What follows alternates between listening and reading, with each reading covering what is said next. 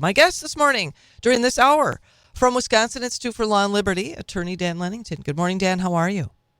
Good morning. I'm doing great. Thanks for having me on. Thank you for joining me. It's been a bit since we've chatted. I see that your organization is taking on Chicago, the whole city, right? Well, yeah, it is. It's a little nerve-wracking because we in Wisconsin, we look down on Chicago as sort of this corrupt city with a bad history of doing dirty deals and being run by union bosses and people who don't necessarily play above board, and so it is a little foreboding. But this is a story of a definitely a dirty deal that's going down in the city of Chicago. It has to do with casinos. And in 2019, the state of Illinois allowed Chicago to have one casino and issue one license. And a few years later, the city of Chicago, the Common Council, and all the powers that be got together and decided that they were going to sign an agreement. And this was Lori Lightfoot, the Mayor Lori Lightfoot, when she was mayor. She signed this deal with this company called Bally's, which does run casinos all across the country, and said that you could have a casino in Chicago, right on the river, at the site of the Chicago Tribune printing plant, which is now closed,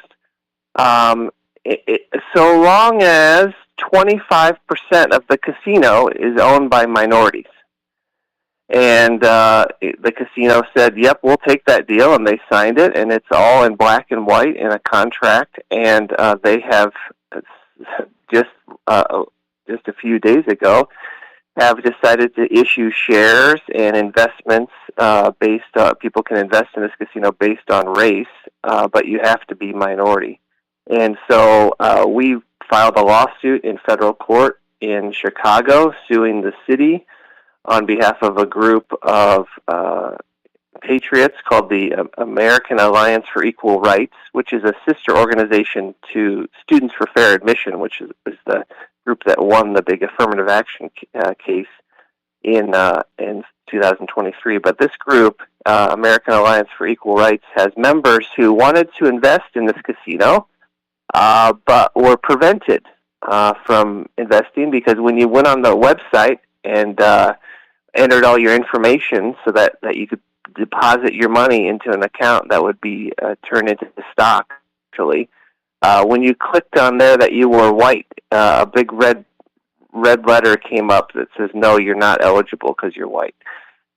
So this is illegal, and we are suing the city and the casino to prevent this investment opportunity from going forward. And it's a lot of money. This particular investment's $250 million. The casino is going to cost $1.7 billion altogether.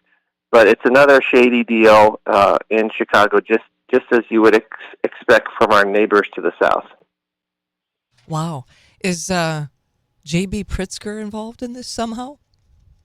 Yes, because one of the defendants is the Illinois Gaming Board, which is part of the state of Illinois and populated by appointees of Pritzker. So, we have a lot of complaints about what goes on in Wisconsin, but if you just pick up the Chicago Tribune and you read about what's going on in Illinois and Chicago, we've got none of the type and the level of insider deals and corruption that they have down there. I mean, how many former governors have ended up in prison? Many former governors of the state of Illinois have ended up in prison. And just, even this mayor, Brandon Johnson, I think is his name, just before we filed the lawsuit, got accused of mishandling money with the city. So this is just another chapter in the long story of what's going on in Chicago, the corruption story. We are taking them to federal court to get a ruling that says when you offer an investment to the general public, you have to offer it on equal terms to everybody, and you can't set aside a quarter of the value of this development project for one race because of the race. Yeah, well, it seems as if the initiative, I mean, that's started under President Trump to eliminate DEI throughout the country. I have to ask, in such a Democrat stronghold like Illinois or Chicago in particular, if they're even going to bat an eye, make any changes. Yeah, they definitely will. Trump's executive orders on DEI are very broad and have a lot of enforcement mechanisms. Okay. So just to give you an idea of what's going on with these executive orders, one of the provisions says that if you receive a federal contract from the U.S. government or you receive a grant from the U.S. government. Now, the city of Chicago receives both. Almost every major city in the United States receives both. Most counties receive federal grants or federal contracts. If you receive money from the federal government under a program, you have to sign a certification that you're not running a DEI program, that you're not running a race-based program to advantage one race over another, that you're not running affirmative action, and that if you are caught running these DEI programs and receiving federal money, you're liable for triple damages. So this is going to revolutionize what we do in America as far as DEI, because it applies to private companies who receive federal contracts and grants. It applies to cities, states, counties, villages. I mean, a lot of police departments receive federal grants. They receive federal equipment. We've got, counties receive money from HHS to run health programs. City of Wausau is a federal grant recipient, obviously through all sorts of different mechanisms. And if you are one of these federal grant recipients and you keep doing DEI, the feds are, number one, going to take their money back. Oh, and by the way, all school districts receive federal funds, so this applies to school districts and universities too. If you're doing DEI and you're receiving federal funds, they're going to, at a minimum, take that money away from you. And so that's going to be a big hole in the budget of a lot of places. Most school districts, for example, receive 10% of their budget from the federal government. So you go to your local school district that really wants, really wants to do DEI and teach kids about gender ideology and that all white people are racist. Do they really want to do that to the tune of losing 10% of their budget? We're going to find out, because if this Trump administration has been anything, they have been very aggressive in the last 2.5 weeks. Now, when we chatted a bit off air, it seemed as if you were somewhat happy about all of the changes. I mean, I get a little bit excited when I see how upset those on the left are. I mean, I don't think that they're going to, allow anything to happen unchecked. But, I mean, there are so many things that the Trump administration is doing concurrently. It's difficult, I think, for the Democrats to know how to respond or which to react to first. And, I mean, even at the state level with the enforcement of immigration laws here in Wisconsin and what Governor Evers has indicated he's going to do.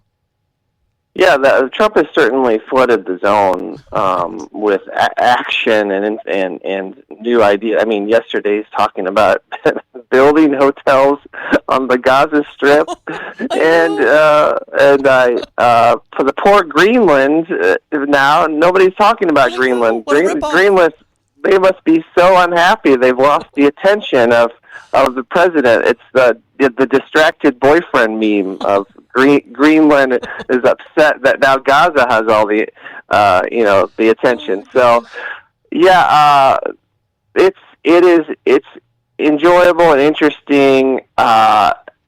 You can really tell when Trump is over the zone when the Democrats in Congress start going to these agencies and holding press conferences outside, like this USAID, which spends $50 billion a year on international development, what they call giving out grants. And I'm sure your listeners have seen all the crazy examples of where this money has gone to, giving books to kids in Brazil to teach them to be transgender. Things like that, just absolutely ridiculous things. And you ask, how is this in America's interest? And that the fact that a lot of this money is being funneled through U.S. nonprofit organizations that are controlled by Democrat Party interests, and that a lot of the money that ends up being given to places doesn't go for the thing that it was supposed to go for at all. Democrats are howling that this slush fund or piggy bank is now being closed down and being brought under the control of the U.S. State Department, so that Marco Rubio, the Secretary of State, can decide, is this money going overseas to advance a national interest, which, Marco Rubio said yesterday. He said, we're not running a charity here. I mean, when the U.S. government gives money, we're not running a charity. We are advancing our interest overseas, and we should do that in a smart way. And we're not trying to turn the Taliban trans or whatever the heck they were trying to do at USAID. Yes, that's not too much tongue-in-cheek for what actually was going on there. We should. This is actual tax dollars, right, for people who are out there working right now, paying money to the federal government to do ridiculous social justice projects in Romania. I don't understand what this is all about. So anyway, it's a slush fund. It's going to be shut down because money is supposed to be spent according to the way it's been appropriated by Congress, and the president is given discretion in how a lot of this money is being spent.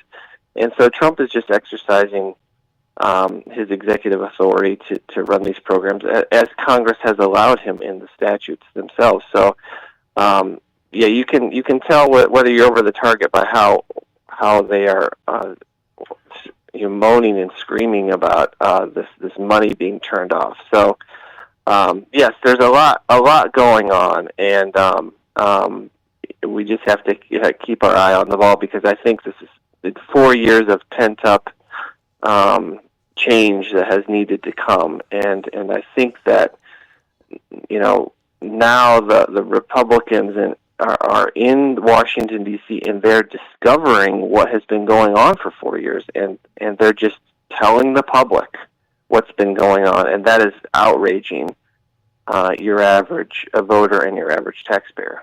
And you have to wonder, we were talking about this off air, and it occurred to me, Trump has had 4 years to plan all of what he was going to do, and it's been rumored that he doesn't sleep very much, maybe 5 or 6 hours a night. So he's probably had a lot of hours that he's been able to plan about what he would do. And I would, another thing that occurred to me, as many of the employees in our federal government that are on, the government dole, that were in lockstep with the Biden administration, I would have to believe that there are some, at least perhaps some, that even shared information with the incoming Trump administration about some of the waste, fraud, and abuse in this country. And so Trump has, I think he's got an upper hand.